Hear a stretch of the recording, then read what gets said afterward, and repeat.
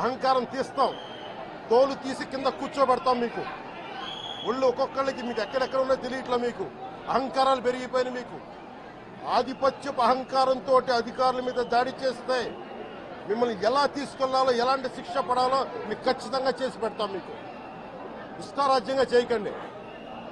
అహంకారంతో నడినెత్తి మీద కళ్ళు నెత్తికెక్కాయి. మీకు ఈ ప్రభుత్వం చాలా త్రికరణ శుద్ధిగా అందరం కూర్చొని మేము కలిసికట్టుగా ఉన్నాం. ఇక్కడ ఇది కూటమి ప్రభుత్వం, ఇది వైసీపీ ప్రభుత్వం కాదు. ఇది ఇష్టారాజ్యంగా మీరు చేస్తారంటే కామ్గా కూర్చునే ప్రభుత్వం కాదు.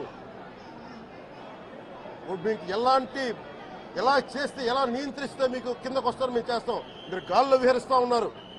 11 సీట్లు వచ్చి ఇంకా గాల్లో విహరిస్తున్నారు. మొత్తం మీకు ఎలా కిందకి దించాలో మాకు బాగా తెలుసు. చేసి చూపిస్తాం. ఇదే కాదు, ఈ సందర్భంగా ఏ నాయకులకైనా సరే అధికారుల మీద దాడి చేసినా, అధికారులు విధులు నిర్వహిస్తుంటే అడ్డుకున్నా చాలా కఠినమైన చర్యలు ఉంటాయి. ఈరోజు నేను వచ్చి ఇక్కడ ఎందుకు వచ్చాను జవహర్ బాబు గారి దగ్గరికి అంటే, ఆయన ఒక ఎస్సీ ఎస్టీ కులానికి సంబంధించిన వ్యక్తినో వీటి గురించి అని కాదు. ఎవరైనా సరే ఇర్రెస్పెక్ట్ ఆఫ్ కాస్ట్ ఆధిపత్య ధోరణితోటి కనుక దాడి చేసి విధుల నిర్వహణకు అడ్డం వస్తే ఇది ఉపేక్షించే ప్రభుత్వం కాదు. ఎస్పీ గారికి కూడా చాలా స్పష్టంగా చెప్పాం. వారికి ఎవరైతే తప్పించుకొని తిరిగారు ఇంకో 9 మంది, వారిని కూడా పట్టుకోమని చెప్పాం. వారికి తగిన విధంగా కౌన్సిలింగ్ చేయాలి, అలాగే కఠినమైన శిక్షలు పడాలి.